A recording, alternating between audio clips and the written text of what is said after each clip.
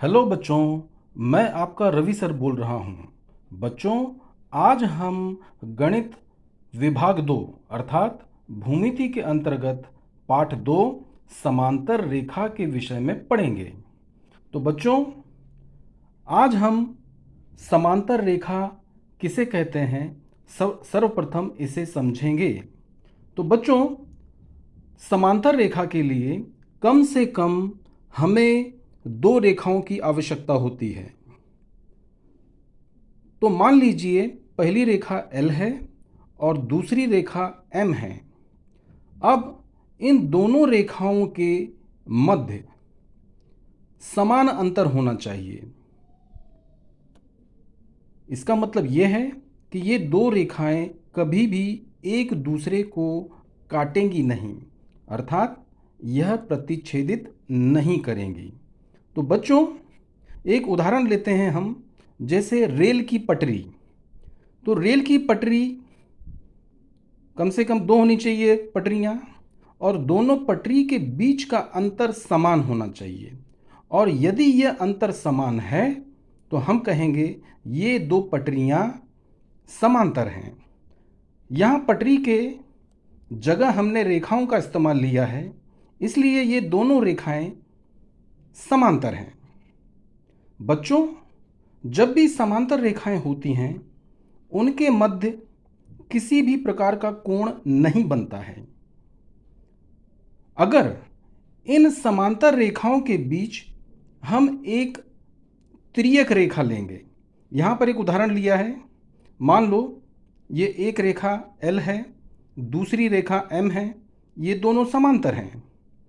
और जब हमने एक तीसरी रेखा N की सहायता से इसे काट दिया, अर्थात इसे हम तिर्यक रेखा कहेंगे, तो इस तिर्यक रेखा की वजह से समांतर रेखाओं के मध्य 8 कोण बन जाते हैं। जैसे 1, 2, 3, 4, 5, 6, 7 और 8। इस प्रकार से यह 8 कोण हमें प्राप्त होते हैं। कब? जब समांतर रेखा में हम एक तिर्यक रेखा का निर्माण करेंगे। अब बच्चों, इस उदाहरण को हम एक उदाहरण के द्वारा लेंगे। मान लो एक रेखा ये L है, ये दूसरी रेखा M है। मान लो ये दो रेखाएं समांतर हैं और तीसरी रेखा N यह तिर्यक रेखा है।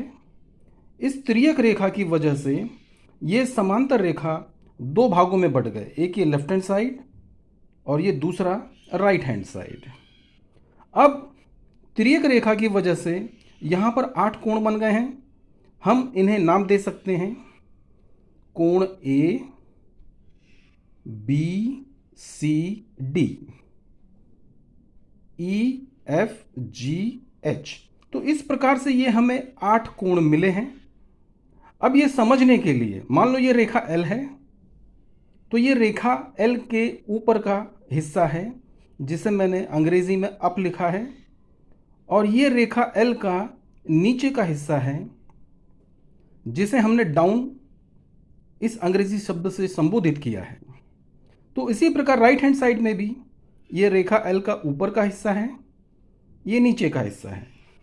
इसी प्रकार दूसरी रेखा M, ये रेखा M के ऊपर का हिस्सा है, ये रेखा M के नीचे का हिस्सा है। ऊपर के हिस्से को हमने अप कहा, नीचे के हिस्से को डाउन कहा, परंतु ये राइट में था। इसी प्रकार लेफ्ट में भी ये रेखा M है, तो ये रेखा M के ऊपर का हिस्सा अप और रेखा M के नीचे का हिस्सा डाउन। अब बच्चों, ये हमें सवाल में अप डाउन नहीं लिखना है, लेकिन समझने के लिए पहले हम इसकी प्रैक्टिस करेंगे इस प्रकार आकृति बनाकर। और यहाँ पर हमें कुछ नए कोणों के विषय में अध्ययन करना है। उनमें से एक कोण है संगत कोण। तो सबसे पहले हम संगत कोणों की जोड़ियों के विषय में अध्ययन करेंगे। तो संगत कोण का मतलब होता है जो संग संग चले। एक उदाहरण संग संग कौन चलेगा, जैसे अमीर की दोस्ती अमीर के साथ, गरीब की दोस्ती गरीब के साथ। ये बच्चों एक उदाहरण के लिए लिया है। तो यहाँ पर अप की दोस्ती, अप मतलब जो अप में जो भी कोण होगा तो उसकी दोस्ती या उस कोण की जोड़ी अप के साथ होगी और डाउन की जोड़ी डाउन के साथ होगी। तो जब भी हम संगत कोणों के विषय में अध्ययन करेंगे तो अप कोण की जोड़ी अप कोण के साथ होगी और डाउन कोण की जोड़ी डाउन कोण के साथ होगी। तो देखें, सबसे पहले हमें ऊपर अप में लेफ्ट हैंड साइड, क्योंकि यहाँ पर दो हिस्से हैं, एक लेफ्ट हैंड साइड और एक राइट हैंड साइड। तो पहले लेफ्ट की पढ़ाई करेंगे, उसके बाद राइट की पढ़ाई करेंगे, नहीं तो उल्टा हो जाएगा। अगर लेफ्ट राइट एक साथ करेंगे तो अप की जोड़ी अप के साथ ये गलत हो जाएगा। इसलिए अलग अलग पढ़ाई करेंगे। पहले लेफ्ट की जोड़ी बनाएंगे, फिर हम राइट हैंड वाली साइड की जोड़ी बनाएंगे। तो लेफ्ट में अप में कौन सी जोड़ी दी है कोणों की? डी। और लेफ्ट में और अप कहाँ पर है? एच। यानी अप की जोड़ी अप के साथ। तो यहाँ पर अप में कौन है? कोण डी। और यहाँ कौन है? कोण एच। अर्थात कोण डी और कोण एच यह संगत कोण है। देख लीजिए, डी और एच, क्योंकि डी अप था और एच भी अप था। अब राइट हैंड साइड में इसी प्रकार बच्चों हम पढ़ाई करेंगे। राइट हैंड साइड में अप कौन है? ए। और राइट हैंड साइड में अप कौन है? ई। अर्थात ए की जोड़ी ई के साथ, अर्थात कोण ए और कोण ई यह संगत कोण है। संगत कोण क्यों है? क्योंकि अप की जोड़ी अप के साथ, अर्थात कोण ए और कोण ई, कोण ए और कोण ई। तो बच्चों, हमने ये अप की दोनों जोड़ियां बना दी।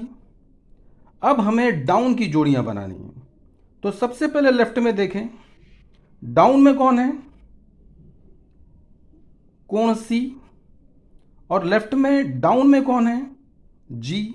यानी कोण सी और कोण जी ये तीसरी संगत कोण की जोड़ी है, कोण सी और कोण जी। इसी प्रकार राइट में देखिए, डाउन की जोड़ी डाउन के साथ। तो यहाँ डाउन में कौन है? कोण बी। और यहाँ डाउन में कौन है?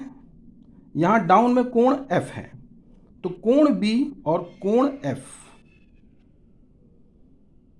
तो बच्चों, ये संगत कोणों की जोड़ियां हैं और संगत कोण की जोड़ियां हमेशा सर्वांगसम होती हैं, अर्थात ये सारे के सारे कोण बराबर होंगे। अब हम एक अलग प्रकार का कोण पढ़ेंगे जिसका नाम है एकांतर कोण। लेकिन बच्चों, एकांतर कोण दो प्रकार के होते हैं। एक एकांतर कोण होता है भीतर की तरफ, अर्थात जो अंदर बनता है, और एक एकांतर कोण होता है बाहर की तरफ। तो अभी हम सीखें कि भीतर कौन है और बाहर कौन है। तो एकांतर कोण भीतर, अर्थात ये जो समांतर रेखा है, रेखा एल और रेखा एम, इनके अंदर बनेगा। और यहाँ मैंने लिख दिया है, जब भी एकांतर कोण भीतर में बनाना है तो इस शब्द को याद रखना, कैंची। कैंची कैसा होता है बच्चों? गुणे के जैसा होता है ना। तो भीतर हमें गुणे के जैसा कोण बनाना है। तो एकांतर कोण जब भी हो तो सर्वप्रथम हमें समांतर रेखा के अंदर देखना है। और क्या देखेंगे हम? कैंची। तो कैंची कैसे बनेगा? अंदर, ये कैंची हुआ है ना। कैंची ऐसी बनेगा ना, गुणे का जैसा चिन्ह। तो पहले कैसा बनेगा गुणे का चिन्ह? कोण सी और कोण ई। तो यहाँ देखिए, एकांतर कोण अगर भीतर है तो ये कैंची देखो, भीतर रेखा एल और रेखा एम के अंदर कैसे कैंची बनेगा? कोण सी और कोण ई। अब दूसरा कैंची कैसे बनेगा? बी और एच। तो ये रहा बी और एच। तो इस प्रकार एकांतर कोण जब भीतर है तो हम इस प्रकार सूत्र होगा कैंची का। तो कोण सी, कोण ई पहला कैंची और दूसरा बी और एच। अब मान लो यही एकांतर कोण हमें बाहर से लेना है। तो बाहर का मतलब क्या होता है बच्चों? ये रेखा एल के बाहर का हिस्सा और ये रेखा एम के बाहर का हिस्सा।